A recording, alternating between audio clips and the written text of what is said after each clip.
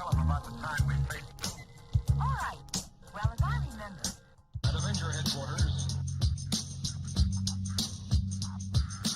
Because united, the Avengers are strong. Welcome to the Marvel Evolution Show with myself, Andy Stead.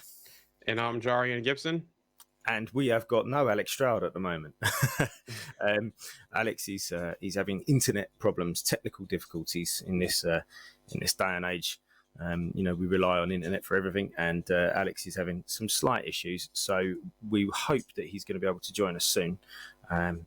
If you can't, Alex, then listen in and maybe drop some messages. I know he's got a lot to say about what we're going to talk about today. But how are you, Jarian? You all right? Yeah, I'm doing good. How about you doing today?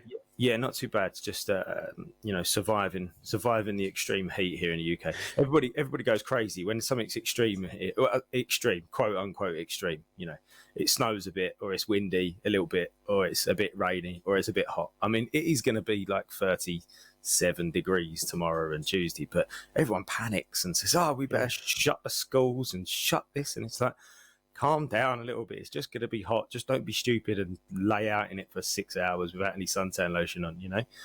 But I'm fine. I'm fine. Other than that, Jarian, there's big news. There's big news I know there's big news in your household, in you in particular. You've fallen off the Funko wagon, didn't you? Yeah. So a buddy of mine, I was up in Nebraska visiting some family and met with some friends, and a buddy of mine was selling Taskmaster. So nice. I got this one. Yeah, he's decent. I like him. I also got this one from him. So I did fall off the no bind the Funko wagon. My wife kind of gave me a funny look last night. How long have you been clean for, Jarian? Myself, it's been a long time. Like I've bought one for my son not too long ago, but I haven't bought any for myself probably since. It's been a while.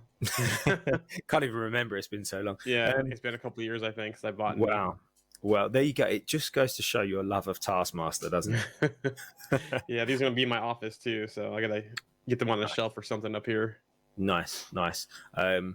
Yeah, I've actually got a new one as well. I didn't buy it myself, but my I come home yesterday and my son had bought me the 80 Years Black Widow. Nice. So that's like that one. Yeah, that's like her first sort of appearance with the blue outfit and the crazy sort of mask on her head. So yeah, that was a nice little surprise. It was a bit of a bargain at our local pop store. So that was decent. But yeah, so other than that, I've not been getting any more collectibles this week. I did finish Original Sin. What'd you think? Loved it.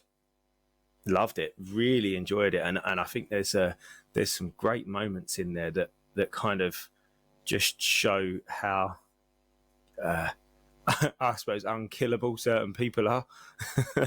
It sets up some things for the future of. I have read a few things after that because that's fairly recent, isn't it? Original Sin. It wasn't too long ago, and I've read a couple of things since then. But no, I really liked it. But there was that great. There was a great little couple of pages that were all the characters' secrets that they didn't like keeping, and or that they were keeping, and that they came out, and it was meant as a bit of comic relief. But I just thought it was hilarious, and as I was reading these things, I thought I've got to share this with a group. So I just thought I'd share some now because I just found them really funny. So there was the Kingpin one was hilarious, and it said his secret was I actually really like Matt Murdock. He's a nice guy, good lawyer. I feel bad about stuff.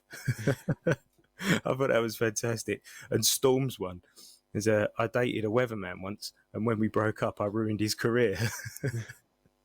And then what was the other one I found funny as well? The way that Nick Fury. Luke Cage. I hate sweets and I hate Christmas. And his tagline, "Sweet Christmas." Yeah, he says. I just thought that was brilliant. But so Original Sin, really cool story. Get on it if you're not on it and you haven't read it. It's a great story and it's worth a read. Yeah, I wonder once we get a live action Watcher if they adapt anything from that storyline mm. to the I- screen. Yeah, I can see that happening. I could really see that happening. And I would love to see those scenes between Nick Fury and the Watcher. So Samuel Jackson and I mean, I don't feel there's any reason why Jeffrey Wright couldn't play the Watcher in the live action MCU. So yeah, that would be fantastic if they could play those two off together. I mean, two absolute legends. That could be brilliant watching that. They could also make it an animated series too on Disney Plus and just have them voice the characters if they're not going to do live action one, because that would be a great series for Disney Plus like that. Or just make like a, you know, even if it's not animated, a weekly series. Yeah, they've been doing. So yeah. And I think Alex was he said that it just makes me want LMDs even more Yep. in the MCU now. So yeah. We have the chat here. Yeah, go on. If you've not tried already, Andy, Resident Evil is a pretty good, great first episode from the Facebook group. That's Jamie. Okay, yeah, I figured that was probably Jamie. Okay, we'll do, Jay. We'll do. You know I like my zombies. And Roxy said that she needs to get Original Sin. Yeah, you're not wrong, Roxy. You do. Jarian, we're going to go on to some news. What we got? We have a ton of news this week, and as usual, I'll save the Miss Marvel stuff till Miss Marvel. But I might sprinkle it in as we're discussing Miss Marvel as well, depending on how you want to do that one. But let's start off with top of the news is going to be Secret Invasion. Okay. So Everett Ross, played by Martin Freeman, will be in Secret Invasion. He's confirmed that himself. So it looks like they're adding more. And you know what? Now that he's going to be in the mix, could he be one of the people that could be a Skrull? Mm. You know? Yep. Yeah. So, I mean, we was talking about it the other week, weren't we, on the group? And I mean, I don't know. They're gonna have a few people, I think, that have been Skrulls, and there might be one, maybe two larger characters, you know, more main characters that are. But I'm not sure. It'll be more like, you know, Martin Freeman, more like, you know, Emily Van Camp, more like Kobe Schmolders. So the people that play those supporting casts, I think we're going to get more of those that are going to turn out to be Skrulls. But you never know. We might get one or two big surprises. If you who think's going to be Skrulls, guys, you're listening. Who's going to be a Skrull? Let's go. I just hope they don't make Natasha a Skrull this whole time and, you know, devalue what happened with an Endgame and what she's done in the MCU. So I hope they don't go that route. Yeah, that's like the only one. And Tony, to be fair. Yeah.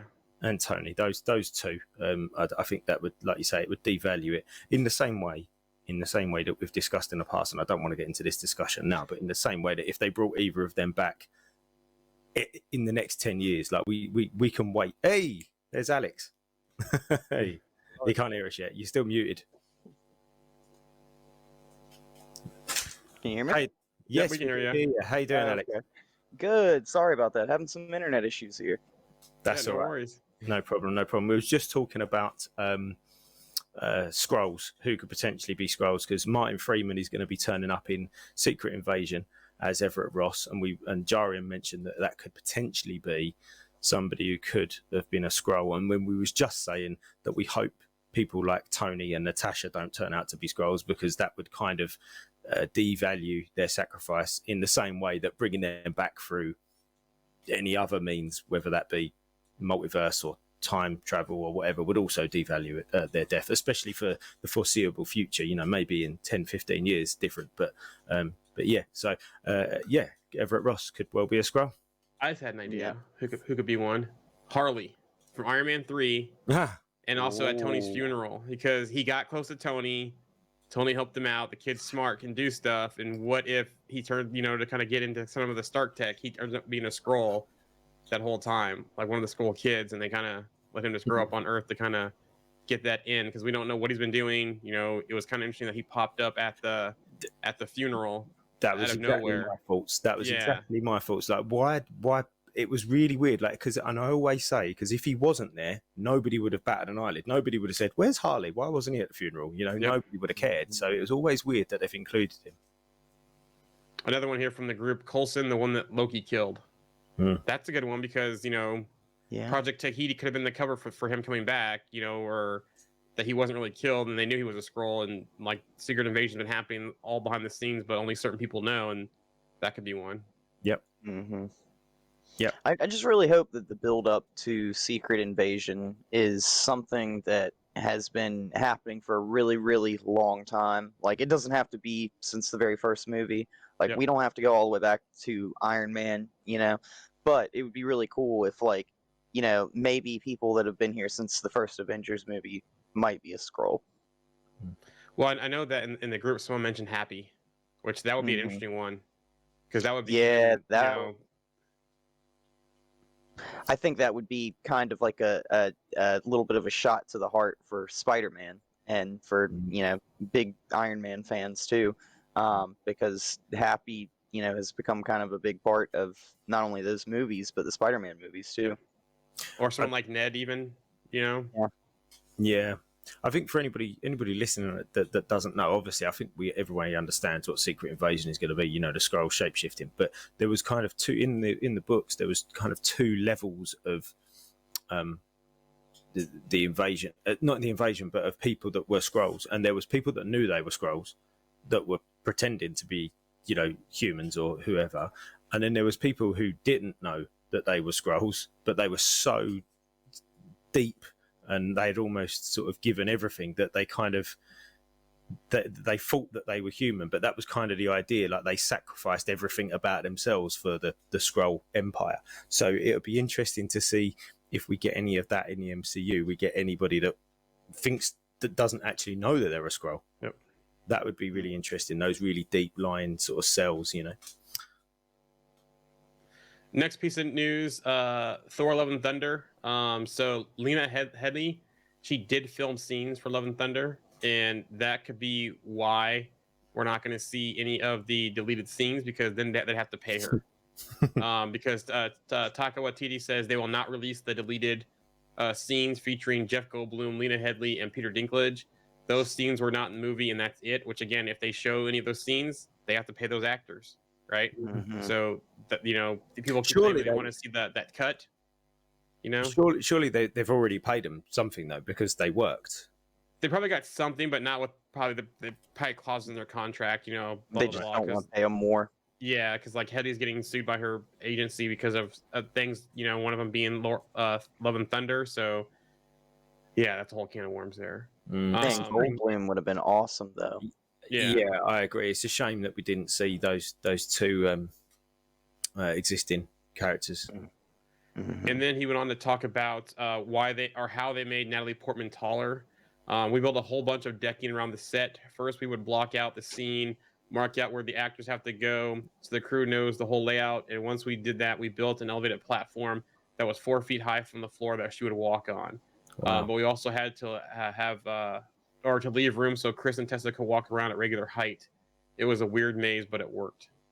Yeah, it's amazing seeing some of that those riggings that they put up for anything, regardless of whether it's to make someone taller or just to film or whatever. It's Yep. incredible watching what they do and the lengths that they go to and the way that everything's done to please our eyes, I guess.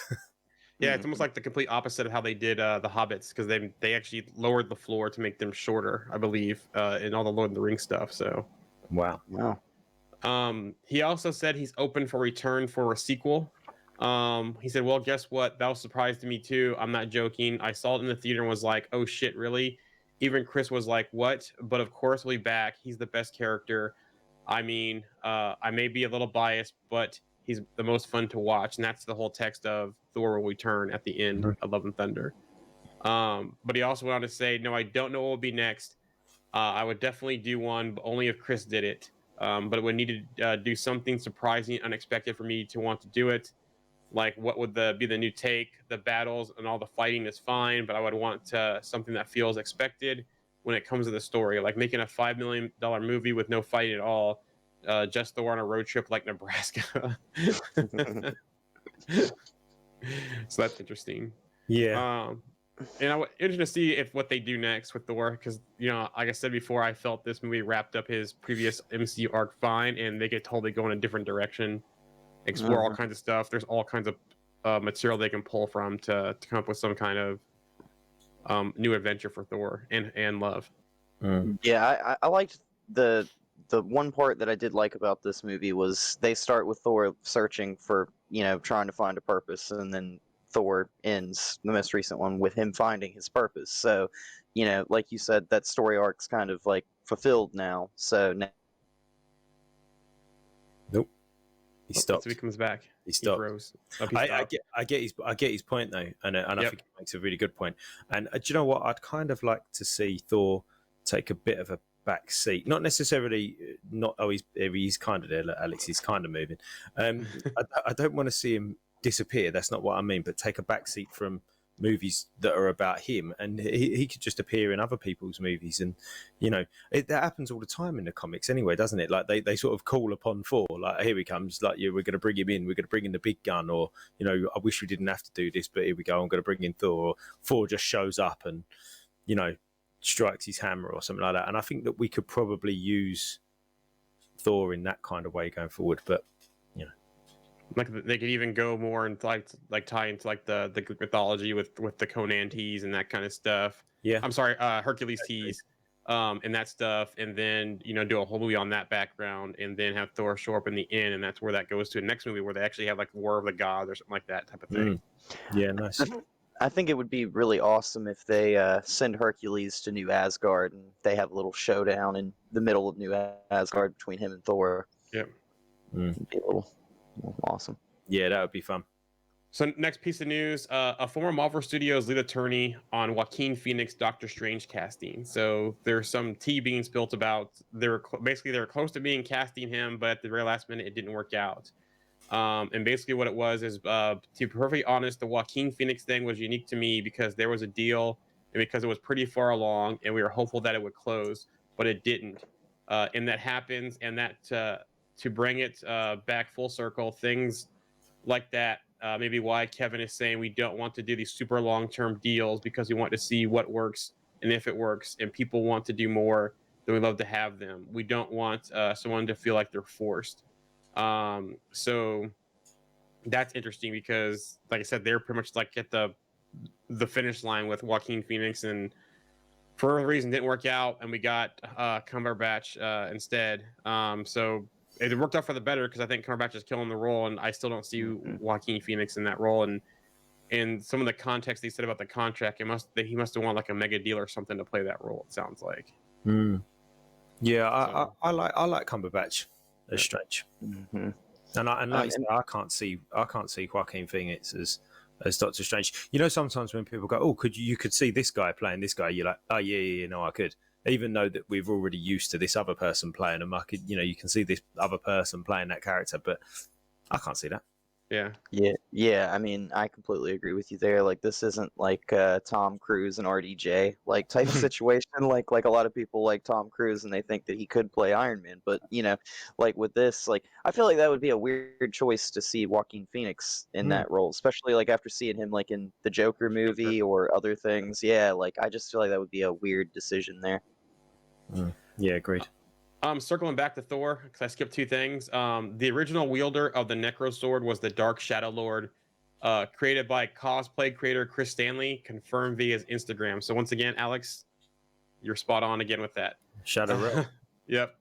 And then one last thing is that Taika having a blank check on this, absolutely not the case. He got more leeway. So basically, he's saying that he got a lot of leeway with the film, and this is from Joanna Robinson from the Ringerverse reported on this, that he basically had a blank check on this. Absolutely is not the case, so he didn't have one. He got more leeway than he got with Ragnarok, but there was a mandate to bring this movie in under 2 hours. So so they cut a ton of stuff out of this movie. That was the big thing they mandated there was under 2 hours, and we heard quotes like plans were cut, scenes were cut, you know, other things were cut, actors were cut, but they had the mandate for under 2 hours. I don't know why that mandate was, but that's what it is. And we're not, you know, I think last week I said this, we're not going to get a Taika cut of this movie because he's not a fan of releasing anything that got on the cutting room floor. So, Guardians of the Galaxy 3, James Gunn did confirm this via Twitter, sharing that he appreciates the love, but Thor was never going to be in Guardians of the Galaxy 3. Huh. So don't expect to see Thor at all. Yeah, I mean, I wouldn't have done now. Before Love and Thunder, I would have said maybe he probably would have been in it, but I guess that their story is going to pick up. Yep. Guardians of the Galaxy 3 is going to pick up from where they left off. Yep, exactly. So there's no need. No. So there's been a lot of talk about the VFX industry. There was a lot of backlash about She-Hulk. There's been some about even Moon Knight and even Love and Thunder about the VFX. Well, it seems like Marvel in the VFX industry is going through it right now. So basically, VFX artists are refusing to work with Marvel due to stress and unrealistic deadlines. One of the former VFX artists tweeted saying, "Working on Marvel shows is what pushed me to leave the VFX industry. They're a horrible client, and I've seen way too many challenges break down after being overworked while Marvel tightens the purse strings." So just because a lot of folks have mentioned it, this has been the case since the earliest days of the MCU. It didn't start recently, and it's not because of Chapek, Bob Chapek from Disney. The issue is Marvel is too big and can demand whatever they want. It's a toxic relationship. Some people keep saying that VFX isn't a labor job, etc., and the pay is so good, so it's not a problem. Everyone deserves work conditions regardless of what they do. Now, with that being said, I can see it as being a problem since the beginning, but the problem has been more noticeable since the pandemic. So I do think the pandemic had a huge impact on it, especially on recent projects. But at this point, why doesn't Disney or Marvel Studios just create their own VFX division at this point? If outsiders they're bringing in and they have strict guidelines and that kind of stuff, you made your own animation studio, make your own VFX studio. I mean, I don't know the logistics of it all, but you've only got to look at the credits, and there must be a dozen visual effects companies that work on every project, even the TV shows. That there's multiple companies. I mean, back with because it was Industrial Light and Magic, wasn't it, that did Iron Man, and I think that because they did a lot of Transformers, because wasn't ILM part of Lucasfilm as well? I'm not sure, maybe I'm wrong, but anyway, there was literally just Industrial Light and Magic. I mean, nobody else did anything, and then as the movies went on, it was like they outsourced a lot of the VFX to different companies, and all of a sudden there was like 10 companies working on one project. I can imagine it's an absolute logistical nightmare. Yeah, and what I mean by they can make their own studio, what they could do is probably have like a core group of them, but still outsource smaller things out instead of having to do a lot of it out and kind of manage it better. I should probably rephrase that because it would be a huge undertaking for them to create their own VFX studio, but they could do like a hybrid type of thing with it, possibly to rectify that. I don't know. Let me see this one right here from the chat. I heard this rumor about Marvel, unfortunately, that in general they squeeze the juice out of their employees. So, well, I can see they're demanding too because they have a vision, they have a thing they want to do. The pandemic didn't help by delaying things, and they probably want to get back up. And I mean, also with the shows and the movies too, like we've seen things like been delayed and things get moved around and changed up. So I'm sure that there's been some issues with that on the inside where they've been like, hey, now we need this on this date instead of this date now, so I can see where that might have been an issue.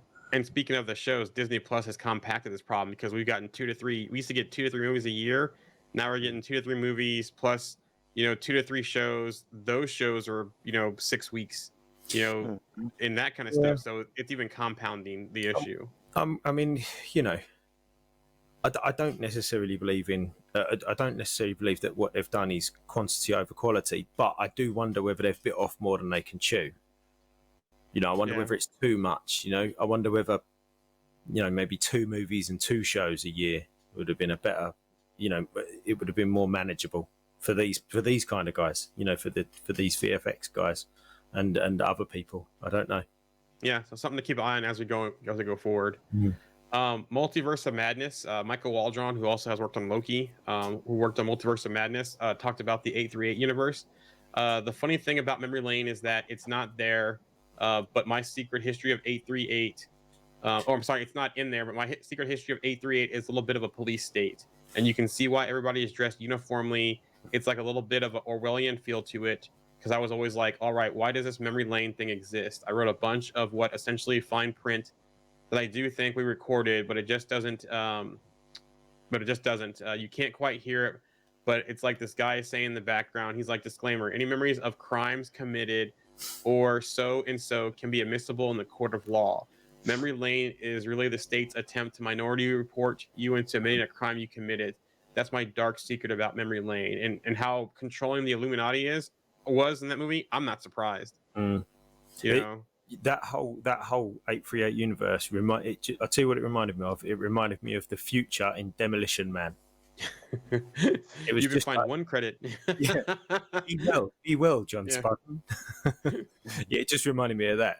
I thought someone was going to say come out with 3 seashells at one point, but yeah, it reminded me of that. And you get a ticket for swearing, or it just, yeah. So I can see that. I can see his point, actually. That controlling, authoritarian, dystopian land. And it probably came with that whole Reed succeeding with the suit of armor around the world that Tony didn't succeed, and that probably came with that whole Ultron protocol, because they have to have eyes everywhere and be able to do things to make sure nothing slips through the cracks, and they have some kind of surprise attack or something. So Yeah. that makes sense. Yeah, I mean, Tony's a little bit reckless, so Yeah. like Ultron kind of would be a little bit different if it might have been created by somebody else. Some Ironheart news. Set photos of Dominique Thorne on set appeared to show it has started production. Also, little fan casting tidbit here. So Marvel Studios producer and head casting director Sarah Finn discussed the pressures of casting process for the MCU, specifically touching on fan casting. And the one quote I pulled out of here, because there's a lot of stuff in this one. I think that it affects us in just terms of always. It's not like we already don't show up wanting to do our best every day and hoping that we're going to get right all the time. But I think if anything, we want to so badly make it work, make it fun, make everyone enjoy it, and be successful for the fans. So I think it just adds the sense of pressure, responsibility, and passion. So I get it. People are clamoring for certain actors. Krasinski, Emily Blunt, and they're probably not going to get their wish. Probably mad, but I get it. There's pressure with MCU to get those things right, and they have course corrected in the past. Maybe not because they had to, because of some circumstances like Rhodey, for example, or even Banner. So they've done it, or even one of the Warriors 3. Frando. Yeah, Frandau as well. So yeah, That was So that that's was. I didn't know that. I'm pretty sure that was just a clash of, like his availability, wasn't it? What's his name? yeah, because Remind that's me. yeah. They had Androl. they had Zachary Levi replace him, right? Yep. Yeah, Yep. yeah, In Love and Thunder, or in Ragnarok and Dark World. Yes. yeah, that's it. Yeah, but it was just a clash of his responsibilities. The original actor, like, he just couldn't do it. Like, it wasn't that they didn't want him to do it; it's just that he couldn't. But I think they've got it right. I think they do a great job. I think their casting is really good, and we'll talk about it in a minute. But with Iman Vellani, just absolutely spot on. She's just an absolute delight to watch. And I think Terrence Howard and Edward Norton were both contractual issues, like money issues. They wanted more, I believe, if I remember that one correctly, why they were. But even with that course correction, though, they still hit it out of the park. Circling back to that comment about the 838, here's a comment here in the chat. Makes sense, because Reed Richards has never shied from what he sees works. Politics of it be damned. So yeah, that's probably Jamie too, I bet. That's Monty. Monty, okay, yeah. Hey, Monty. There has been some Emmy nominations out there. So Moon Knight got 8 Emmy nominations. Hawkeye got 2. Loki got 6. What If got 3, including one for Chadwick Boseman for his performance voiceover, and Jeffrey Wright as well for voiceover performance. There's been a total. Go ahead. No, go on. There's been a total. A total of 30 actors nominated. Nice. Well, and the fact that Oscar Isaac wasn't nominated for a Best Performance Emmy for his performance, it's great that Monty's on, actually, because me and Monty were having a discussion about this the other day with Mike, and we were saying that's a crime that he hasn't been nominated for Best Actor or Best Performance. I'm not sure what the categories are, but that his performance as all 3, personalities of Moon Knight, that's a crime that he hasn't been, because in my opinion, that was probably the best thing about that entire show. Yep. Was his performance. So especially in that, was it the 4th episode or the 5th episode? The 4th one, Asylum, the one where they go back and show you. Yeah, I mean that was brilliant. That was probably the best episode of anything we've had MCU wise, in my opinion. So yeah, there you go. That's Monty letter. Yep. Capital letters. Absolutely. Absolute crime. Kate Bishop news. According to Variety, Haley Stanfield is set to return in multiple future Marvel Cinematic Universe projects, but no details on which ones. So that's interesting there. I'm not going to speculate on that one right now, but I can see her teaming up a couple different team ups that she could be doing and so forth. So Wakanda Forever, the red carpet world premiere event is on Tuesday, November 1st. So that's the world premiere, and hopefully I'm expecting a trailer next weekend at San Diego Comic-Con because it's almost August. The movie's in November. You got to start promoting that movie. It's about that time. Yep. And then Daniel Kaluuya will reprise his Black Panther W'Kabi role in an upcoming sequel, so he will not be returning in that movie. Yeah, that's a shame. That was. I quite liked him, but he's. I saw a trailer for a movie that he's doing called Nope. I don't know if you. Alien movie. Yep, Jordan Peele. I don't really know what it is, if I'm honest. It's an alien movie. I just sort of went, movie. I really want to see that. It looked great. The trailer was brilliant. The music was brilliant. Everything. I was like, I really want to see this. It's an alien movie, is it? Right. Okay. Yeah. It looked really good. So yeah, I really want to go see that. But it's a shame that he's not in it.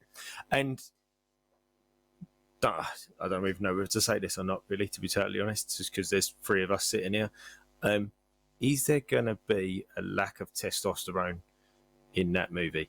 You know, I'm just looking at it now, thinking we've got Shuri, we've got Okoye, we've got Nakia, we've got Riri, we know we've got no Chadwick, sadly. You know, we've got no M'Baku, Daniel Aquila. We might have M'Baku, yeah, we might have M'Baku. You know, I'm just thinking, have we got? Yeah, we've got Namor, but is there going to be any male? Strong male characters in that people can look up to. I'm not saying that we have to have them. I'm just saying that they won't be there, and it's interesting. I can see some conflict with M'Baku, especially how he was kind of against things in Black Panther 1, but then he helped them out with Infinity War and the whole thing with that battle and the snap and that kind of stuff. So I could see some stuff going on there because, you know, especially with Shuri's probably going to be taking an expanded role or whatever, and his whole thing about technology in the hands of a child. So I think between M'Baku and Namor, I think we'll have plenty. Okay. I think with the I'm gonna butcher this name. I think it's the Dora Milaje. Is that how you pronounce it? Dora Milaje. Yep. Yeah. So I think with them, you know, that's pretty much like an all-female fighting force, and we've seen them, you know, before in many different things. Falcon and the Winter Soldier, you know, Wakanda. With that being said, like with the first Black Panther movie building up to now, I could totally see them lean on that really, really heavily and focus more on that, and then maybe go Shuri, and you would have maybe M'Baku in the background or something. But I kind of hope they do that, to be honest. Yeah. Okay. I'm gonna jump to the next couple things pretty quick because I know there's one we're all gonna want to talk about before we get to Miss Marvel. So I'm gonna jump through these next ones pretty quick, and then we'll get to the hot button one, and then go on to Miss Marvel. So speaking of fan cast, Ryan Gosling on Nova Rumors. Basically, he's having a chat for MTV News. He said, but for now, an honest to good exclusive. And this is from a correspondent for MTV, Josh Horowitz. He said, Ryan and I chatted about the Nova rumors yesterday, which he said aren't true. But this morning, Ryan reached out to me to say there is one superhero he wants to play, and that's Ghost Rider. And I know Alex is going to give me a face on this one. Yeah. Well, you know, we've had that talk before about Ryan Gosling in the MCU and what he could play and everything. And I think I made that joke a while back that he could play Danny Ketch. And the kind of flip side of that is he's off screen as the Ghost Rider because most of that's CGI, you know. Yep. So you only have to have him play one side of that role. But Monty, I think this is Monty right here. This might be Monty again. About Black Panther. Some of the word on the street is M'Baku will be the next Black Panther. So if they move that direction, it will have plenty of testosterone to Annie's point. So, Madam Web, I have no idea what this movie is going to do, but production has started. It's going to shoot from July through September in and around Boston. Set photos hint at early 2000s New York. So I don't know if we're going back to the first Spider-Man type scenery in this one or what. And then Adam Scott has joined the cast. Hmm. So you know who Adam Scott is. He's been on Parks Yeah. and Rec. He's been Step Brothers. He's the brother in Step Brothers. So yeah, he's a pretty funny guy. So we'll see that one. The Russo brothers have made some talks about things. I'll leave one for the end here. But they did talk about Secret Wars, and basically Joe Russo said our love for Marvel is based on the books we read as kids and the books that we fell in love with. The ones that we are adored growing up with Secret Wars. It was incredibly ambitious. It'd be bigger than Infinity War and Endgame, but it's a massive undertaking, and those two movies were very hard to make. Trying to imagine making another two movies even bigger than those two, we're going to have to sleep on it. And that's honestly been kind of the buzz that they'll probably return for Secret Wars. Yeah, that sounds like they're saying, yeah, we'll have a think about it, but we'll be back. Yep. I think they said something similar too after Endgame, where they were like, we would love to come back for like a Secret Wars type event or something like that. Yeah. So Roxy goes, I love the Russo brothers. Hmm. So let me hit these ones real quick because I know you guys want to talk about this next one. Fantastic Four. There was a rumor being floated about Steven Spielberg being courted to the helm of the project. It does appear there were conversations, but didn't get past that. So take that with a grain of salt. Deadpool 3. Rhett Reese is basically saying on Marvel's approach to Deadpool 3, it's almost like putting on a comfy old sweater. Marvel's really given us the support to maintain the tone and vision that we have for it. They've been very hands-off and supported, but they've also let us do what we do. So really, it's just been fun. We're mad scientists back in the laboratory again. Deadpool is our favorite. Will always be the character I think we're most associated with, and we're very grateful for being allowed to write him again. So it's a blast. It's going to be back to school again after having summer off. It's pretty fun. So it sounds like there's no change there. Cool. I have a question here about the Russos when I circle back to them because they made another comment that I'll circle back to. I want to talk about Loki. Raphael Castle from Blind Spotting has joined the cast for Loki season 2. Captain America 4. There's a San Diego Comic-Con banner to show shows Sharon Carter in her comic accurate white costume behind Sam's Captain America. Also back to Loki, there's some set photos that show Sophie in what appears to be McDonald's uniform in the 70s. And then MCU Phase 5, rumor has it it'll be the cosmic phase, which makes sense because we're going that route anyways. Question from the chat, going back to the Russos, before I get this last point about the Russos. If you had to pick a story to adapt, would you guys rather have Secret Wars or Secret Wars 2015? That's a good question. I almost say I wouldn't mind seeing a mashup possibly, or adapted to where you take elements from both. I think that would probably be the best route to go with it instead of having to pick one. What do you guys think? I honestly felt like we would see like somebody like in a Beyonder type role. So I kind of thought that it wouldn't be the Beyonder, but I kind of thought it might be like maybe like Kang or something. So I kind of felt like we might take a Doom and maybe move some pieces around from each story, like you said, and kind of just mash something together there. But I kind of felt like this was going to be something that maybe we have Kang pull everybody. And I also thought this might be used as an entry point for other characters from other movies and things that maybe haven't been flushed out. Or maybe even for new characters. Like, you could have somebody like Deadpool pop up in a Secret Wars event and be like, well, who are you? Oh, I'm Deadpool, and him not being like the main MCU all this time. But it would be really interesting to kind of put him back into the main timeline that way and be like, oh, Kang brought it here, and then reset everything afterwards, Yeah, I kind of agree with what you said there, Alex. I think it might be a little bit of both. It almost might be like Kang pulling Avengers, well, actually not Avengers, but just heroes, but actually and villains, anybody, pulling everybody from different places to one place to answer for their crimes against the timeline, against the multiverses, against crossing realms, etc. So and then maybe from out of that comes some sort of singular universe afterwards. So a little bit of a mashup between the first Secret Wars, the 2015 Secret Wars, maybe a little bit of Avengers Forever in there. So that kind of amalgamation of 3 or 4 stories that are all just sort of smudged together, but have little hints of each of those. That's what I reckon. And I honestly feel like Kang will be like in an orchestration role, but after seeing What If, I'm curious like if on the good side of things, if we'll see the Watcher kind of step in live action. I think that would be awesome because you could have the Watcher kind of like help, the good side kind of point them in a direction while Kang's like kind of trying to stack the deck against everybody. So Because like Kang could even bring them together like he did with the Guardians of the Multiverse. He could do the same thing in live action. I'm sorry, the Watcher could do the same thing in live action. yep. So we're going to overtime today, boys. We're at 40 minutes. We haven't got Miss Marvel yet, and I know this next piece is going to be a conversation point. So we're going to overtime today. Brewster Brothers also talked about another topic in this interview on why they nerfed the Hulk. Before I get to that, Fred Carmichael, yes. To answer your question, would you want Jeffrey Wright to play live action Watcher? 100%, absolutely yes. But back to this, Joe Russo. Oh, we nerfed the Hulk. We nerfed him. We just didn't want. We just didn't know what to do with him. We're like, what this big powerful character? What do we do with this big powerful character?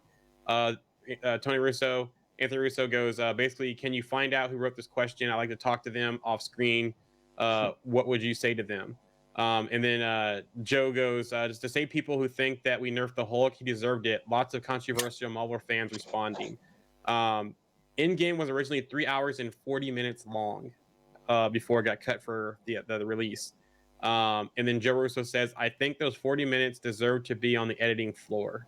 So again, you want these cuts, but they just don't, make it out there. So did they cut the Gamma Lab stuff out of there? Yes, they did. They cut, they released that later on to show that, or as part of them in the last part of the movie or something. They showed it. I think it wasn't like in credit scene possibly. I think it was. Yeah, I saw something the other day that I don't even know if this is true or not. It was terrible. It was like the Hulk jumping down with like a satellite, and there was it was unfinished CGI. Yeah. What was? Yeah, I didn't know whether to believe it or not. If I'm honest. This must be Monty right here. I guarantee this is Monty, or it might be Jamie, but I think it's Monty. No, it's Monty. Yeah. Oh, this will not pop on the screen. I cannot click things. There we go. I'm leaving it up. I'm leaving this up for this conversation. So I'm kind of sad about them saying that they didn't know what to do. I'm just like, you have all these things for the Hulk you could pull from. You didn't have to use the Hulk in Endgame. He could have just showed up later on. I don't know. I think that line that he said in Endgame where he was like, it's like I was pretty much made for this. Like, as soon as I heard that, like, I was just like, oh, no. Yeah. Like, all right, well, there goes his story arc. Like, he's done now, like, and that's kind of what I thought, like, at that point. But it kind of feels like the Hulk's kind of just gone in every direction in the MCU. It's kind of gotten tugged around. Do you have something to say, Andy, before I go into this point about it? Yeah, I like actually what Alex has just said there. It's almost seemed like nobody's ever known what to do with him. Yep.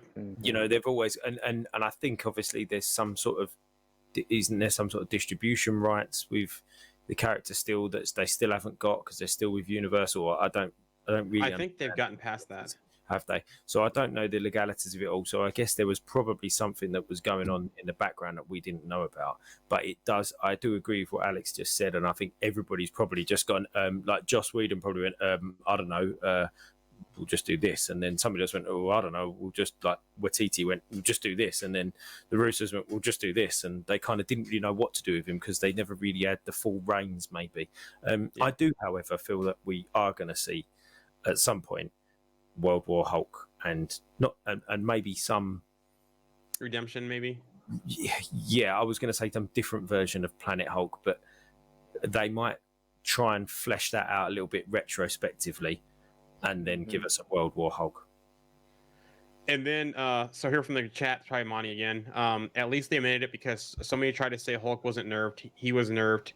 So sad to me as a Hulk fan, huge disappointment. And I was the one that was kind of like in the middle on that. And so I was wrong on that. So I'll admit that now. But with that being said, they could have gone a different route with Hulk in Endgame, right? They've already established that him and Hulk were having Banner and Hulk were having problems in Infinity War.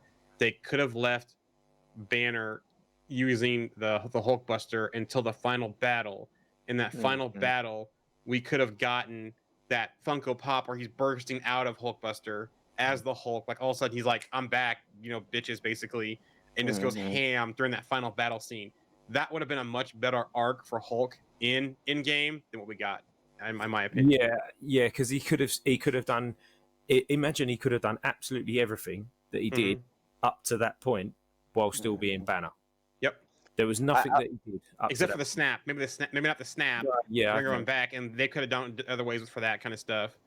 But I like that idea, him just busting out during the battle, though, and just like him, because they could do that thing where like Banner's about to die, and he like is just like, all right, well here it goes, and then Hulk just comes out and choke slams whoever it is that's about to kill him, Like so. Maybe they're going ham on the Hulkbuster suit with Banner in it, and it's about to get destroyed, and all of a sudden Hulk just, Hulk's like, like I said, I'm back, bitches, and just busts out and just goes ham on everyone. That could have even taken over for them trying to rush in Captain Marvel. And he could have been the Captain Marvel savior in that battle instead of Captain Marvel, and they wouldn't have had to rush Captain Marvel in before Infinity War. I guess Monty agrees. This might be Monty agreeing with me. We're using on the same page with stuff in the group. And then Fred goes, whatever we get from Bruce and She-Hulk will be a big topic conversation in the comic community for sure, which I agree. So they're probably going to lay some seeds there in this in She-Hulk, because I think the next time we'll see Hulk is that rumored World War Hulk project. Before I move on to Miss Marvel, any other comments on this topic, or do you want to start talking Miss Marvel finale? No, I do think that he can still be redeemed. The Hulk can still be redeemed, and I think if they do, then I think people will probably be able to accept what's already happened a little bit better. Because they'll say, well, at least we have eventually got that. That was just another side of his story. So I do think he can be redeemed, but we'll see.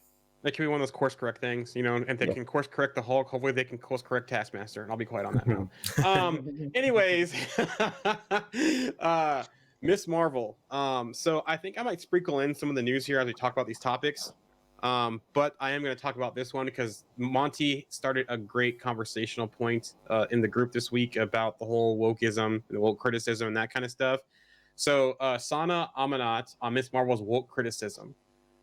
She said, I think it comes from a place of anger in sense that their identities are being threatened.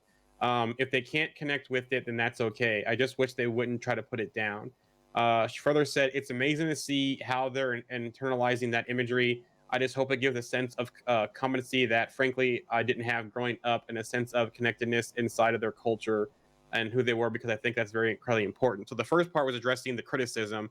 The second part is saying, hey, we're able to show, the Pakistani culture, the partition, that kind of stuff, and being able to do that. So she kind of gave two different viewpoints there. But I want to give a shout out to Monty, because that was a very good topic, and everyone else in the group who responded on that, because it was a very respectful conversation without getting into any of the BS that we see out there in social media. Yeah, I think I'll echo that as well. I think there's been a couple of different things this week, and we've spoken about, haven't we, us three, about the sort of things that we dislike and the negativity around the Marvel Studios at the moment, and things like that, and saying actually that should be part of the conversation. And I think that their group on the whole has really dealt with this. We've kind of had a bit of a theme this week, haven't we? Really, there has been this kind of like, it's almost like we're like testing our members to see if anybody flares up, but nobody has, and it's absolutely, we're not testing anybody, I swear to God. But it's been absolutely brilliant. I will echo what you just said there, Jaren. On a number of posts this week, people have had really decent conversations about sort of subjects that could have gone, sideways. Yeah. So Monty says thank you, and he also says he's almost afraid to post it. But the group, as always, proved its maturity. And again, thank you. And I hope to continue the conversation. So I just want to give a nice clap there to Monty for that conversation, because that was a very good one. Fred has a comment here about the partition, about the second part. Okay. I have Indian friends, and they were so happy and emotional about seeing Bollywood and South Asian culture being represented in such a good light. It made me realize how important it is for them. And I completely agree. Representation is important. And I felt Miss Marvel did it very well. They brought it into the MCU very well. It felt natural. It didn't feel forced. It was actually a great thing that they did with Miss Marvel. I can't talk, getting tongue tied with Miss Marvel. Yeah, no, I agree. Yeah, you too. Yeah, I don't. Although from what I do understand, there was it Aisha on our group and had a good conversation with Monty actually, and I asked a question, and she was saying that there were some things. Obviously, she's a Muslim, and she said very pleased that they were represented, but there were certain things that were just almost stereotypes, I guess. You know, that the women's section in the mosque was falling down, and she said, okay, it does happen, but it's like that kind of says that this happens all the time. And you know, she was sort of like, look, it was great, but there were still certainly things that weren't quite, you know, weren't accurate across the board. It was more sort of stereotypes, and you know, which has kind of made me think about a post that I want to put out this week at some point, talking about stereotypes as well. Hopefully, it can be quite light-hearted, but and received well. But regardless, I think I don't understand all the criticism. And again, I think Jarian, what was the lady's quote about? They feel like their representation is being threatened, or something like that. Kind of, yeah. Yeah, and I think that's a really good point. People are like, well, wait a minute, I don't like it, so it's not. They're not. You know, they're not like me, so I don't like it. And you know, Identity's being threatened. Was what she said. Yeah. So. Yeah. But hey, Miss Marvel, the series stuck the landing. I thought from start to finish, they've done it really well. Some people have issues on the villain side, but was there really a villain in this series? I felt it was more like a setup for possibly Secret Invasion, possibly DODC being more sinister, but I wouldn't actually call them the full villain in this. I think it was. But I think they stuck the landing with the finale. I feel like this was a setup for the Department of Damage Control too. I feel like a lot of these shows, like we've talked about before this week, are always setups for movies or for other content coming down the road. But I think one of my biggest issues were the things that were done off screen in this episode. That's like my only issue with this episode, like the escape from a moving train from people. And they just said, oh, you don't want to hear that story. Like, yes, no, I would love to hear that story. Please tell me more. Her brother just showing up in the school, and the popular girl being in school on a Saturday night making TikToks in the theater because it has good lighting. What? I just kind of felt like that was like a miss. And then that weird thing where Kamran escapes at the end and he just punches through the ground. I was like, did he know that there was like a sewer system there? Well, it was Kamala, but you have a point there about knowing what was there. Yeah. Yeah. But like my thing was, it's just one of those things where it's like, it feels like a lot of the stuff done off screen in this episode could have been done on screen, I guess. Well, I feel the brother thing, I can see that one because maybe the parent, even though they gave her the costume, her actual official costume for this, which I was wrong about, it can possibly be Nikkei instead of the lightning bolt. I'll admit my error on that one. But I feel like that maybe they were keeping an eye on her. Maybe she took the cousin's thing about tracking her, and that kind of thing from what happened in Pakistan. So I could see that with the brother thing, but yeah, the Zoe thing was kind of weird. But the brother thing could make sense. The brother could have just come with them, though. Yeah, I mean, true he could have just come there instead of him being like, "Oh wait, you're here too." Well, yeah, I snuck into the school through the bathroom. Like that just seems so weird. Like he could have just come, and we would have never had to have had that line. I got to admit, I found both of those instances quite funny. Because I just thought it was hilarious because the way she was describing it, writing on a board. When did she have time to write all those drawings on the board? Like it was, it's assumed that this is just part of the show. And I love the fact that he just turned up. I thought that was hilarious. It really made me laugh. But then when Zoe turned up and they were like, "Where did you come from?" He was like, "Well, I just came in. That was it. I'm just turned up." And everyone went, "All right," and just rolled with it. And then Zoe turned up and had to make a reason why she was there, where I think it would have been better for her to just go, "Well, yeah, I'm here as well. Like, let's help." I did. It made me laugh because it was so ridiculous. Do you know what I So, mean? It fitted yeah. because it was so stupid. So a couple of things here in the chat.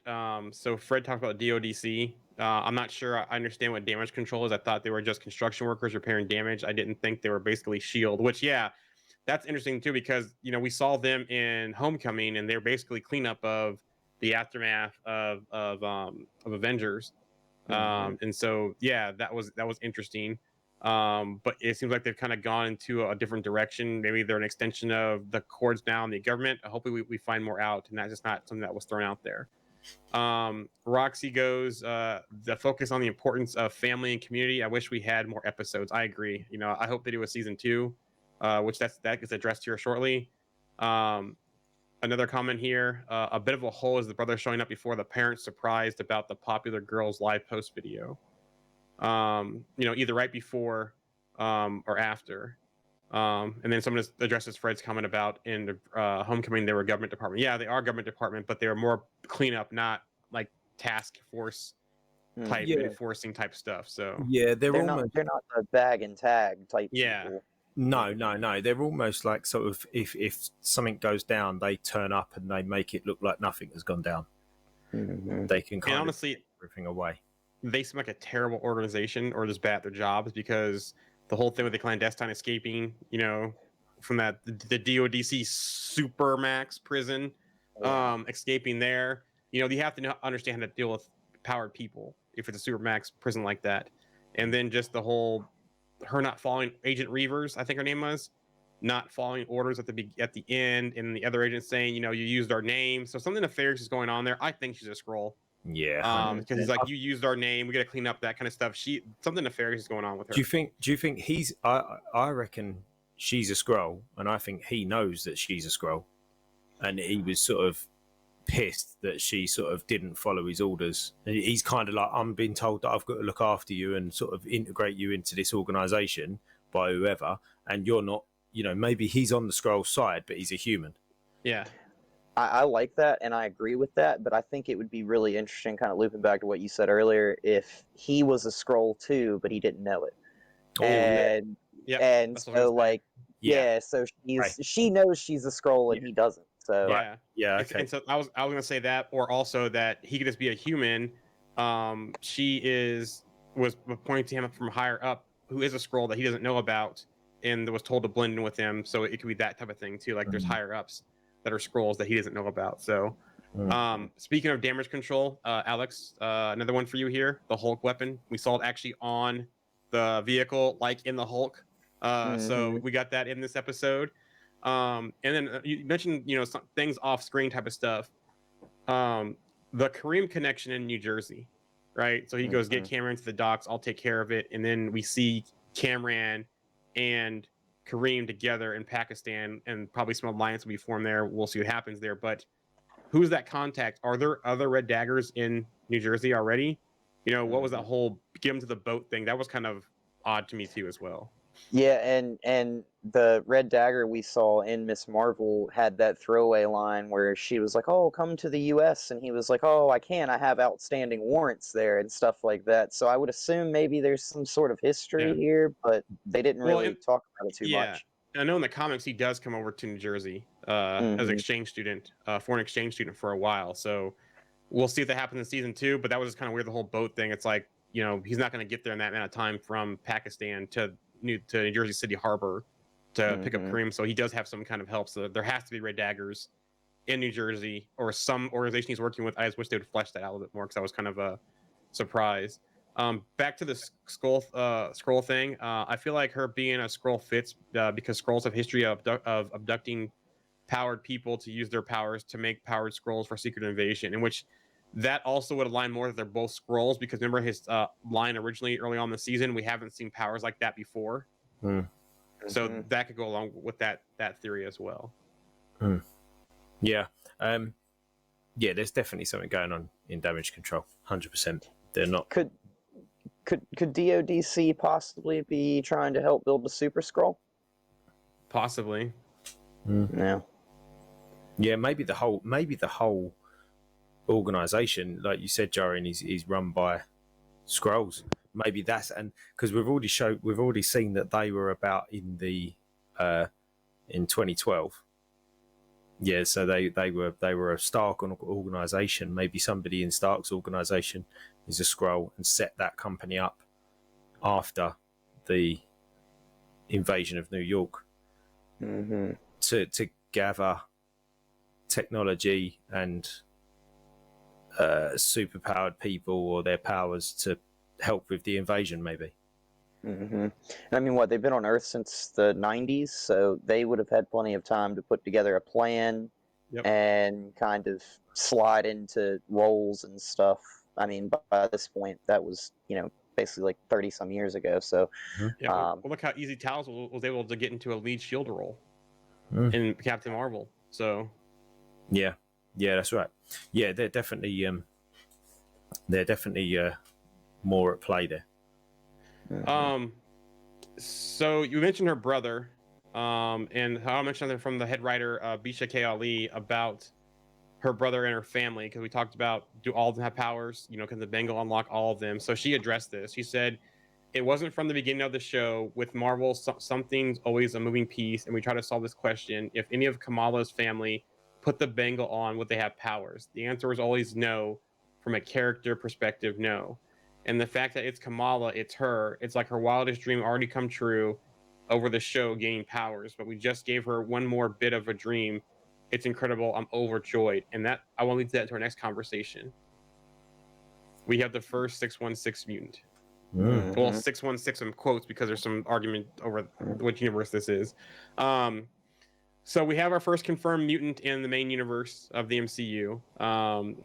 Bruno said mutant. They tested her. There's something special about her. It's a mutation. But we also heard the X-Men 97 theme credits, the same theme song, the same thing we heard with Professor Xavier in Multiverse of Madness. And so that does make sense, her being a mutant. And actually, I want to address that too. So basically, Samana Amanat addressed this as well. And she said, we've been talking about this for some time, states of connecting Kamala's story to the mythology of mutants. Here's a really important thing that people do not know. We were thinking about the character of Kamala back in the day, 2012, 2013, when G. Willow Wilson, comic book writer, and myself were ideating. We originally wanted to make her a mutant. That was the whole intention, to be able to do that. In the series, they were able to back that initial idea. If she's a mutant, ask Amanat self-reflectively, tiptoeing around the reveal with the Marvel police potentially listening in. I don't know, guys. All I know is that we use the word mutation, and that's all I can say. Whatever it means for Kamala's own story, it's a hint of bigger things that come in the MCU. I will say, I think it's opening up the doors for a lot of great storytelling. Obviously, a huge fan of the word mutation. She laughs. I'm really happy about it. And then I'll pull some other quotes here while we continue to talk. But Iman Vellani also did an AMA, and she goes, "Don't get me wrong. I love Inhumans. Black Bolt is my father, but I do think the MCU is in a very different place than the comics. Luckless look-alike. But we're actually able to go this way with Kamala. And to be fair, the original intent for the comic creators was to make her a mutant. So I'm over the moon that this is a real, and we can make it." And then she said, "Samana Amanat and I were freaking out. Every single brain cell exploded when we found out we can do this. I was really refreshing the episode 6 discussion thread on here until someone mentioned it." And then we definitely took inspiration from Armor from the X-Men for her powers. But I think of it as a surge of energy which surrounds her as a layer of protectionism. I don't think she actually feels it. So that's interesting that, that was the plan from the start, but I guess the writers forced them into the Inhuman route. And again, this is where Kevin Feige is course correcting and making her a mutant in the MCU. So the bangle obviously then turned on her X gene. Yes, basically activated, I guess you could say. Yeah. So the point. So what? So what? Where did that come from then? Like, how did it do that? Do you know what I mean? Does that make sense? Like, what was it about the bangle that turned on her X gene? It's almost like it's cosmic. Yeah. But it's almost like they're blurring the lines. Maybe Kevin Feige is not going to even touch Inhumans, right? Maybe not going to touch them at all, because that means if Kamala is a mutant, that would mean Kamran's probably a mutant also. We don't know for sure. They haven't said anything about that, but maybe that's Kevin kind of blurring the line, saying instead of it activating inhuman powers, it's unlocking the X gene, maybe, or some kind of event does that. I think I found that interesting, but it could come from like they could backtrack and redo the story because Inhumans came from experimentation by the Kree on humans. They could also say that because we saw that blue arm with the Bengal, in that cave with the with the 10 Rings logo and all that kind of stuff. They could turn that also and say, well, mutants come from Kree experimentation as well on humans, and that's where we got the clandestine, and the clandestine coming over in having children with humans is what even furthered that mutant gene as well. So they could play with some things here, how they do this.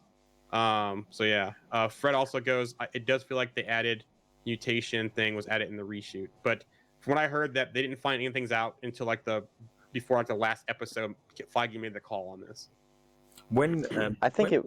Sorry, Alex. When was this recorded? No, when was this filmed? When was the episode or the series? The series. When was most of it was last year, wasn't it? I think it was last year. When did they acquire Fox? A couple years ago. Right. This was filmed after Fox was acquired. So. Yeah. Right. Okay. So they'd already acquired Fox. That's all I wanted to clear up. Sorry, Alex. Carry on. Oh no, I was just gonna say I know we just had Celestials, but in the comics, I'm pretty sure Celestials are responsible for mutants, deviants, Eternals, all those things. So I think that it would be kind of a little bit different, but not that bad, if they kind of took the mutants the Kree route here, and they gave the X gene as kind of like a side effect of what the Kree did. Yeah, kind of like replacing the human path. Yeah. Yeah. So I kind of like that. So here you go. X-Men gene usually unlocks under stress during the puberty years. The Bengal allows her to interact with Nora, as does her X gene. So the perfect storm of these things is what triggered her abilities, in my opinion. That's probably Monty. It is. Yep. Yeah. So I mean, I never would have thought, if you would have said to me, 6 months ago, maybe longer than that ago, I can't remember when the first Multiverse of Madness trailer came out now, but if you would have said to me a year ago that we was going to get hints of X-Men before we got anything on Fantastic Four, I would have been, surprised. But we've already had 2 little hints of X-Men, or the mutants as such, and we've got obviously X-Men 97 coming out as well.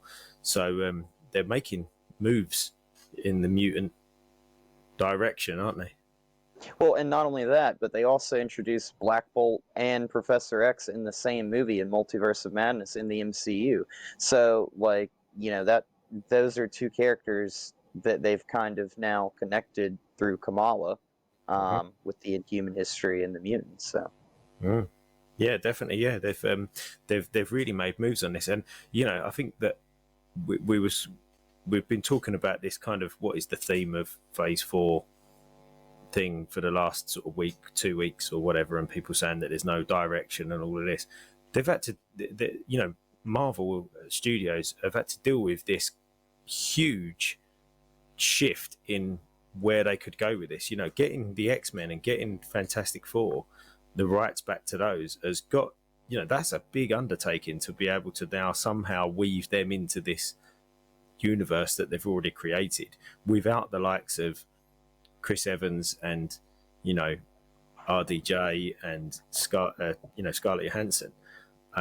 Without those big players that started this off, they've got to do something. This is a big transition time for them. And I also wondered too if doing Black Bolt in Multiverse of Madness was fan service, similar to how they did Krasinski as Reed Richards, and maybe they're going to just let it go because there's mixed things out there on whether Krasinski will be back as Reed Richards. So maybe that was fan service to say, look, I did it, Inhumans are there. I'm going to focus on mutants, and maybe we'll come back to Inhumans sometime other point in the future, type of thing. Yeah. I just wish that they maybe would have cast somebody else rather than link it to the Inhumans TV show and cast Mount, I think is his name. Yeah. Anson Mount.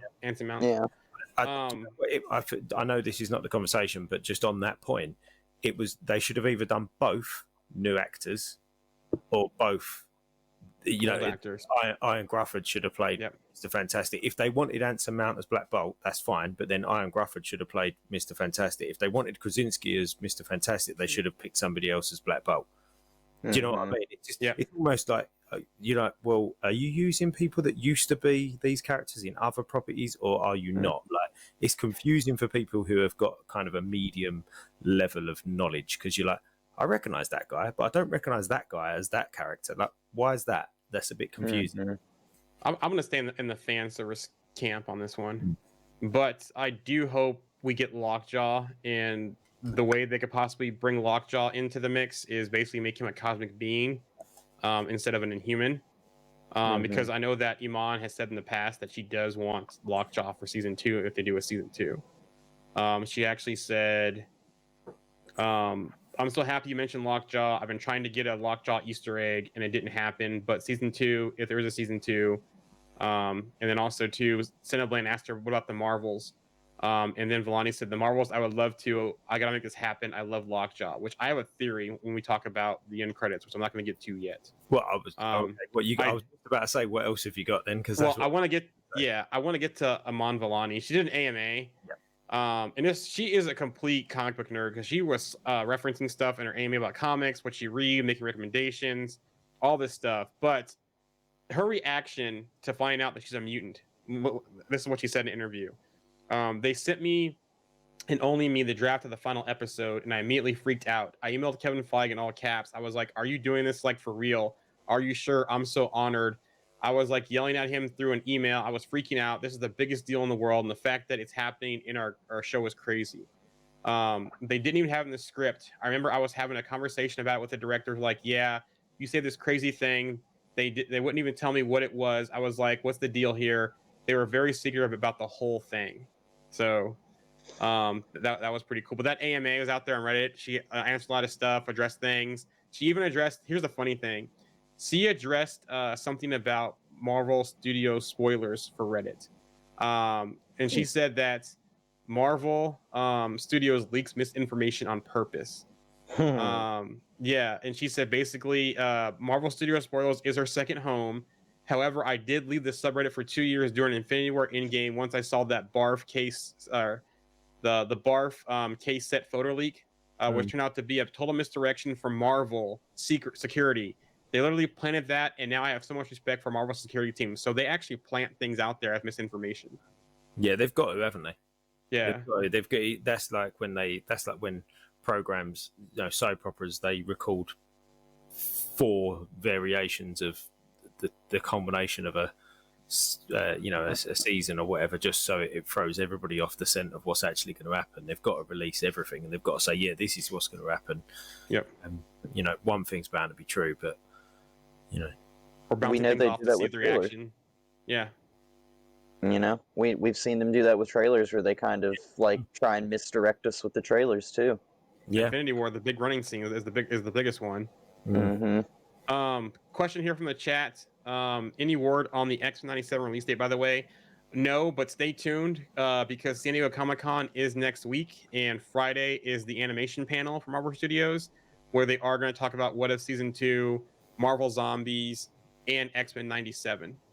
And then Fred says here about Lockjaw. Lockjaw is an amazing merchandise opportunity, so I'm putting money on him appearing at some point. And then one more thing I want to talk about real quick.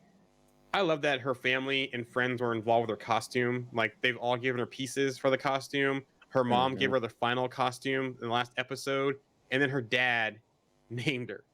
And basically, her name in Urdu means Marvel, like Wonder Marvel. And then he said, because Islam, it was something else. I had my notes here.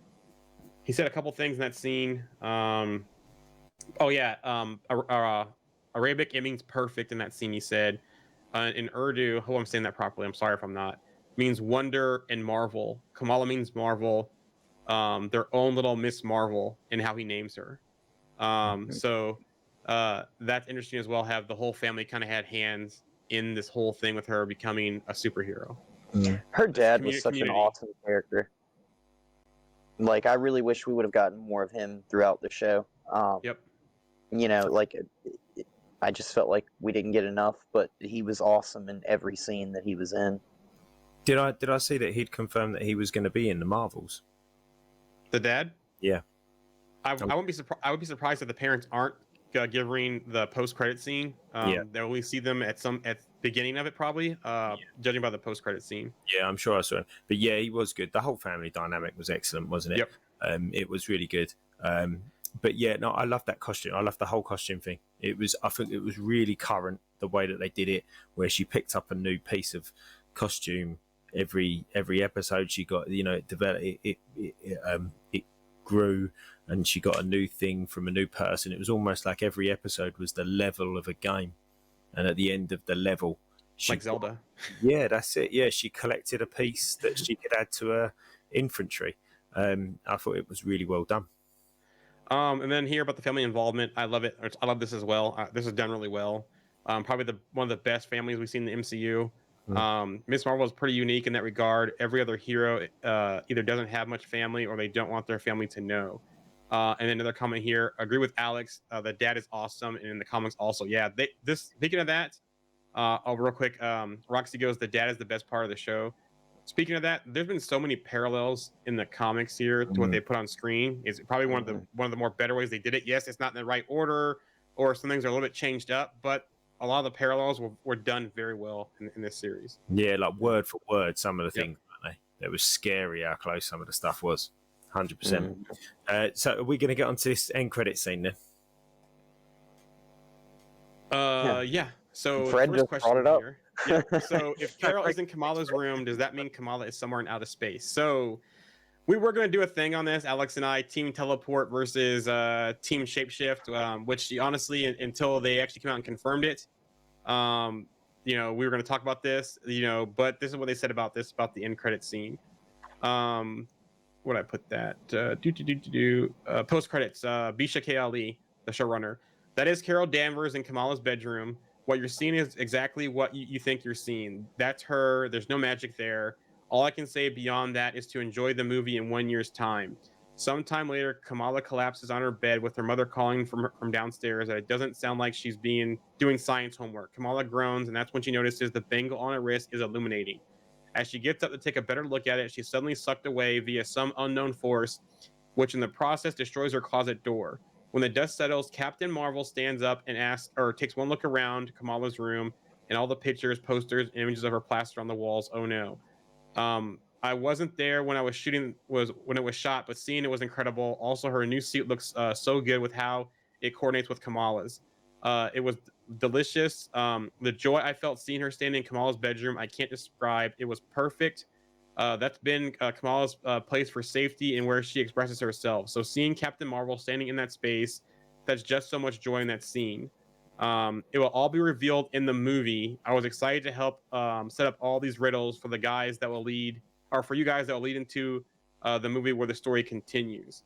And then one more last thing before we discuss this is that there was some security in seeing Brie Larson on set for the first time. Because of Marvel security, we can't just be walking around in our super suits. We have to be fully covered up in face shields and these Sith Lord looking capes. This is Iman Vellani. I saw this shadow floating up to me, and it was Brie. She pulled me into a long hug. It felt nice. I could finally breathe. And they also said that she learned from her co-stars as well, not just Brie Larson, but Tiona as well, who plays Monica Rambeau. They took care of themselves. They learned a lot. They were basically very close knit when they were shooting the movie. So brilliant. Where was I going to go? First thing I was going to say is as Monty's still listening in, and we was discussing post-credit scenes about a month or two ago, and saying how they've not really done a lot with post-credit scenes for quite a while. If you've seen Love and Thunder, we won't go into spoiling it if anybody hasn't seen Love and Thunder, but two good post-credit scenes, I think, that set things up and that were worthwhile watching to stay around. And obviously this one was fantastic as well. So we've had some real good value in the post-credit scenes, I think, in the last sort of few weeks. And this one was brilliant, absolutely brilliant, because we was all sitting there waiting for it. Do you know what, Jaren? When the bit where she was sitting on the lamppost and you said about was it one of you two said it? You'd see the legs, like Miss Marvel's legs, just sort of come. I was sitting there going, I think we might, and then I swear there was a light, and I was like, oh my god, it's actually going to happen, and then it didn't. I was like, oh, that's a shame. And then I kind of thought, oh, we probably won't see her then. And then I was like, end credit scene, it's going to happen, and yeah, that was great to see that. And I must admit, my first instinct, I mean, I knew she'd done that whole polymorph thing, but that was kind of at the beginning, wasn't it? Because she was unhappy with the way that she looked and unhappy with herself as a character. This was in the books. She was not as a character, but as a person, and you know that her body. She wasn't happy with her body, and the first time she used her powers, she actually morphed into Carol, didn't she? So, and I think by the end of this show, she'd become comfortable with who she was. So for that to then happen, then it kind of didn't. It was almost like it didn't need to happen at that point, because the point of her transforming into Carol was the fact that she was unhappy with her body, and by the end of the show, she'd become happy with who she was. She'd kind of found herself as such. So my instant reaction was that it was they'd swap places, akin to Rick Jones and Marvel. Mm-hmm. I think it would be really interesting here if Carol was somewhere that will maybe make a tie. That way when Kamala switched places with her, like they could do, Carol was speaking with Black Bolt's people and speaking to Black Bolt, and then Kamala and her switch places, and that's how Kamala meets Lockjaw. I think that would be a little interesting little thing that they could do here. Yes, I get what you're saying. So that Carol is in some way doing something that relates to Miss Marvel, which is where that connection came from.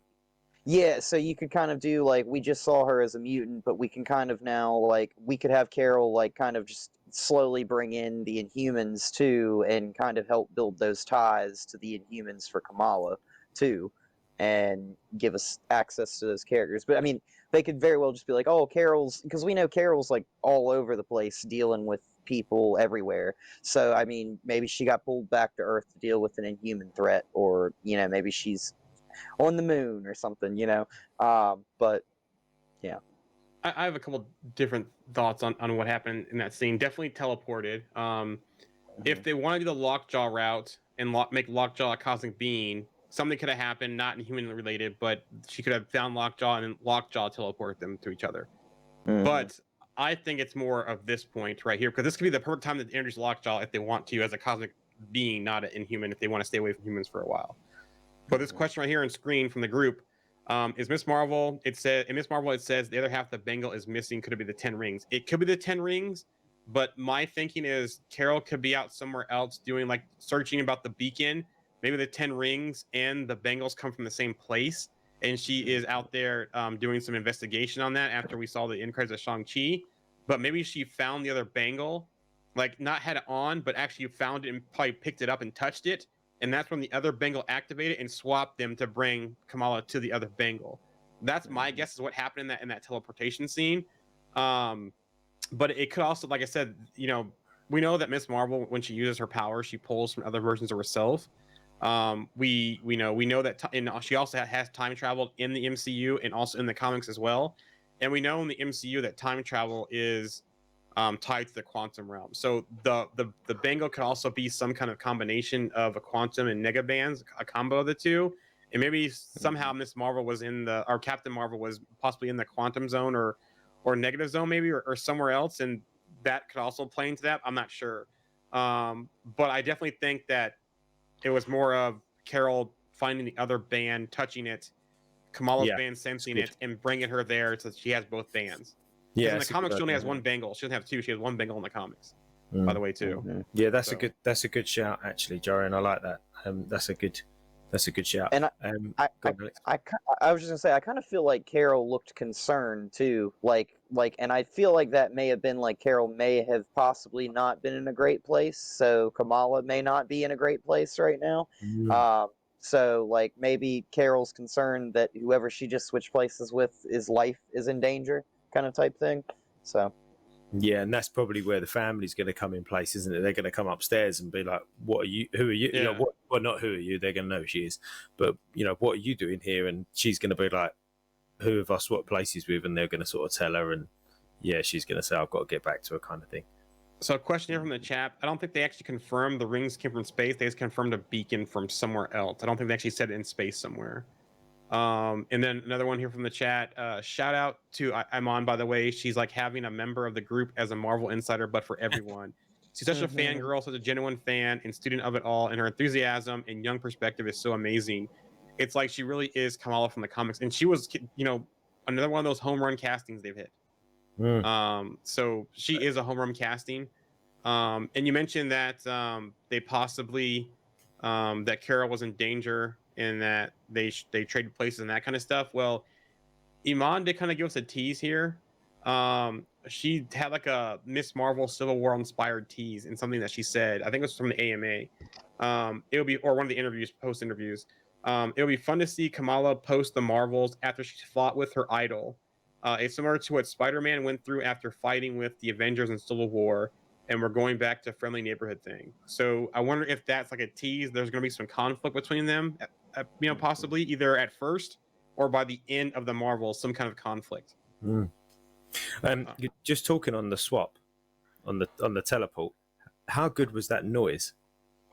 That noise was brilliant. Go back and listen to it again. The noise was fantastic. I love noises in movies. I'm very much like, I like that sort of that sound that they've created somehow. But go back and listen to it. I'm not even going to try and replicate it, but it was really a really fun noise to listen to. It was almost like she was kind of folded in on herself and then went through a wormhole and then kind of flopped out the other side. It was just a really interesting noise.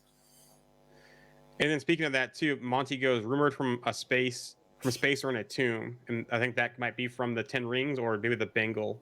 Monty addressing that. Now, I do like Alex's thought that maybe she could have been somewhere. And you mentioned in Humans. What if she was with mutants somewhere? Also, yeah. What if?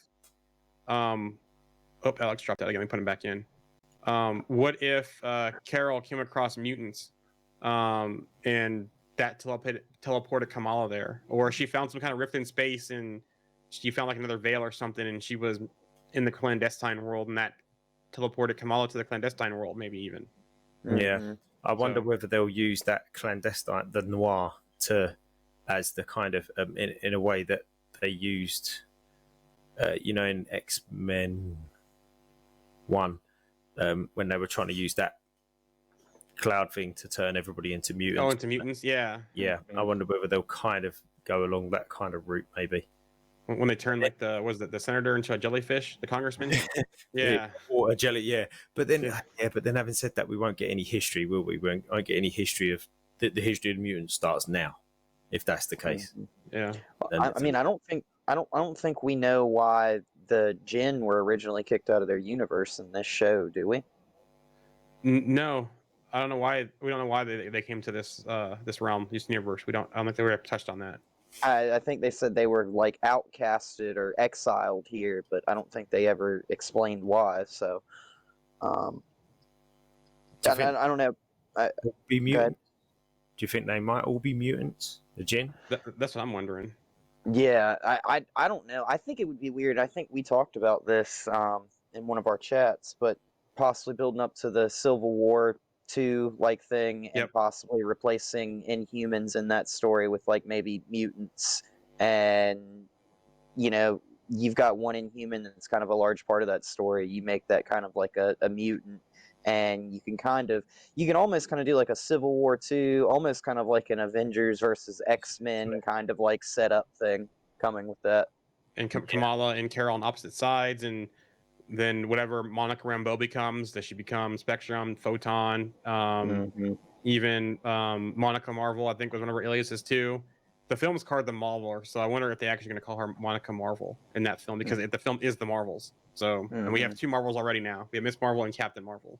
Yeah, I wonder whether that's. I mean, I thought that for a long time. That's exactly how we're going to be introduced to the X-Men in an Avengers versus X-Men type scenario. And maybe that's what we're going to get before we get too much on the Fantastic Four front. But then having said that, we've got a movie coming up soon, haven't we? So, do you think they possibly might be pulling X-Men from the X-Men 97 cartoon? Because remember, in Multiverse of Madness, they fell through a cartoon universe. So could Professor X, could the rest of the X-Men and mutants be from the X-Men 97 cartoon universe and somehow hop universes possibly. Yes. I don't know. It's far-fetched, but you know. Yes, as long as they do a Roger Rabbit and they're actually still cartoons. I don't know if I want to see that though, especially with us already seeing Professor X as like a live action, not a cartoon. I'm joking. I wouldn't actually want to see that, but that'd be quite funny, wouldn't it? If that's it forever now, like they're just cartoons. Monty wants to post a screenshot, but this thread doesn't allow pictures. If you post it on the group, we can. Dave. That's Dave. Actually, he's. Oh, Dave. I'm sorry. He's talking to Monty. He's talking. Yeah. To Monty, yeah. But then they wouldn't have to worry about who they cast as Wolverine. It could be anybody. It's just a drawing. Yeah. Make it look like a just short need a voice if they wanted. So I got a question for you. Season 2. What do you guys think? You want to see season 2, or do you want to see other team ups? I personally don't want to see season 2s of anything, but that doesn't mean I don't want to see these other people. I just don't. I don't know whether they need season 2s. I don't know. I think they just need to then.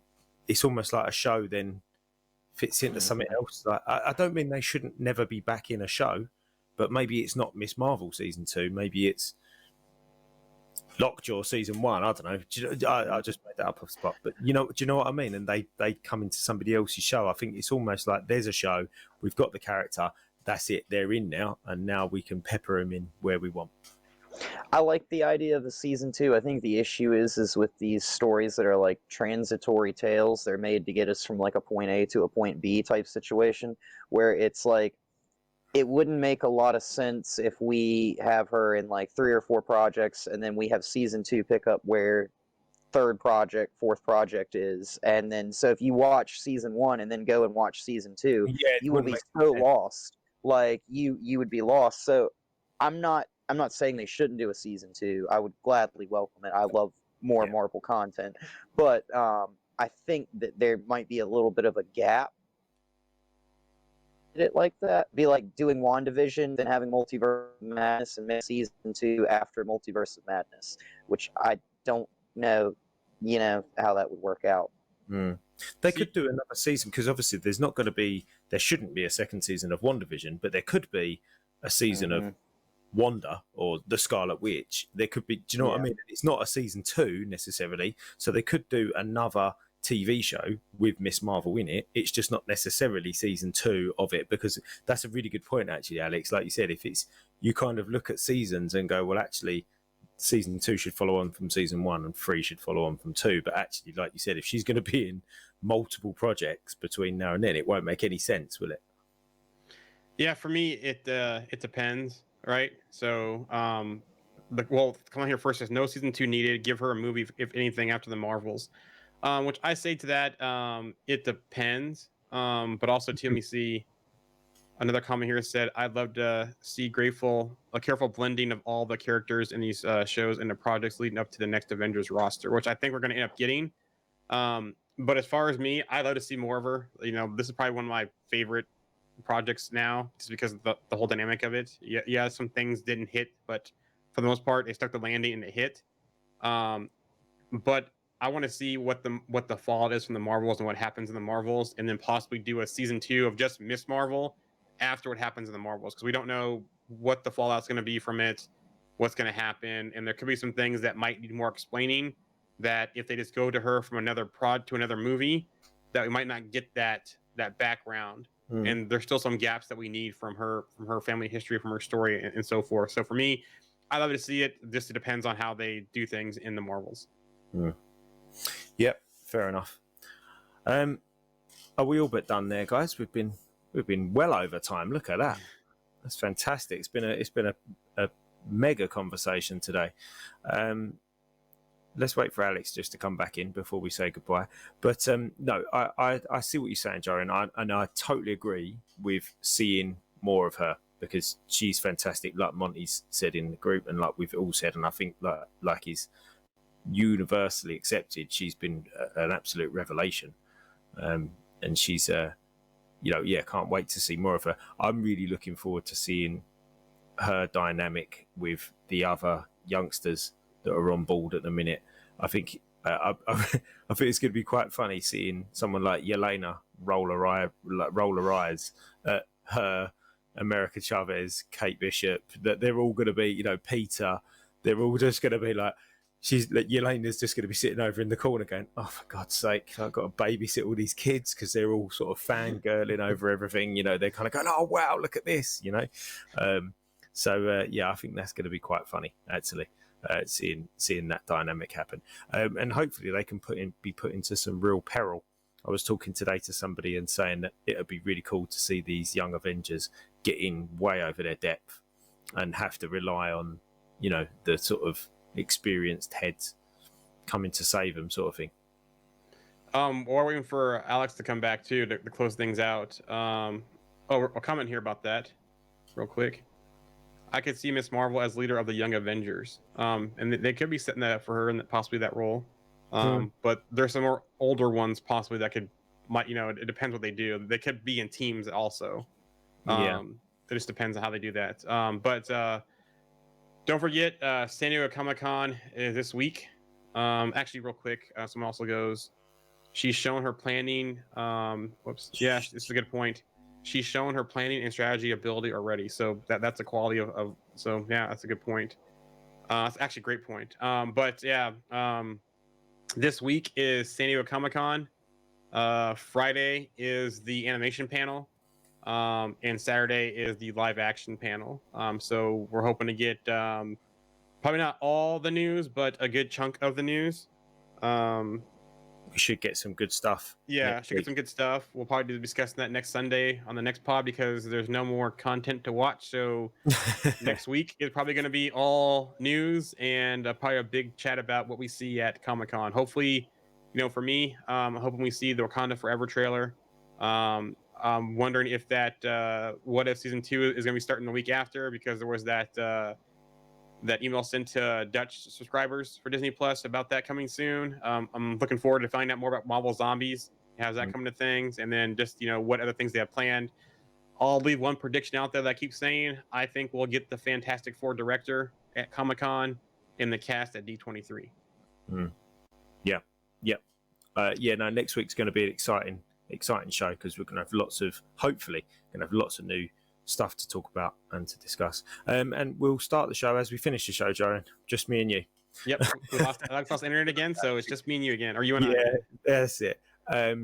But yeah, so thank you from me, guys. We've had a great conversation today. Lots of news. He's back. Oh, he's back. Sorry. Bye. No, that's right. Come back for the closeout. Yeah, we're just closing out, Alex. So you've got you back for the closeout.